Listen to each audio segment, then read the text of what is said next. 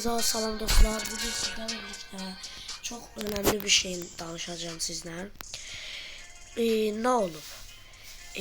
Mən sizə 10 saniyə vaxt verəcəm. Sizə təxmin eləyin. Səncə mənə qapılardan nə çıxdı? Qapıdan nə çıxdı? Sayıram. 10, 9, 8, 7, 6, 5, 4. Bu arada videonu dayandırıp da təxmin edə bilərsiniz. 3, 2, 1 ve saniye bitti. Ne çıktı? Bu mənim yeni hesabımda gördüğünüz gibi 11 karakter var. Çok pis hesabdı daha benim için. Sizce ne çıktı?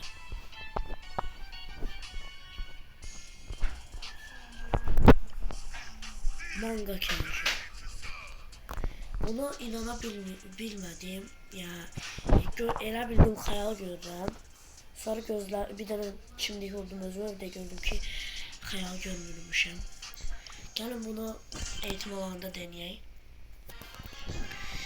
Manga Kenji benim en sevdiğim kostümlerden biridir. Birinci belə deneyeceğim. Birinci belə deneyek. Bildiğimiz o belə şey gelmiş diye. Bir tane etkinliği gelmiş diye. Orada da bir tane Kenji kostüm gelmiş diye. O kostümün beyaz kostümü de kostümün beyazı.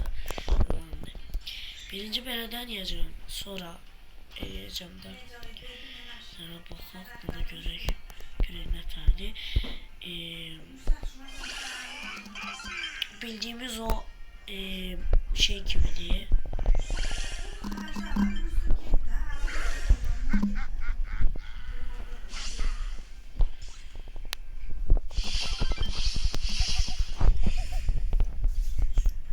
Sonrası gelsin, sonra ben şarjı deneyeceğim.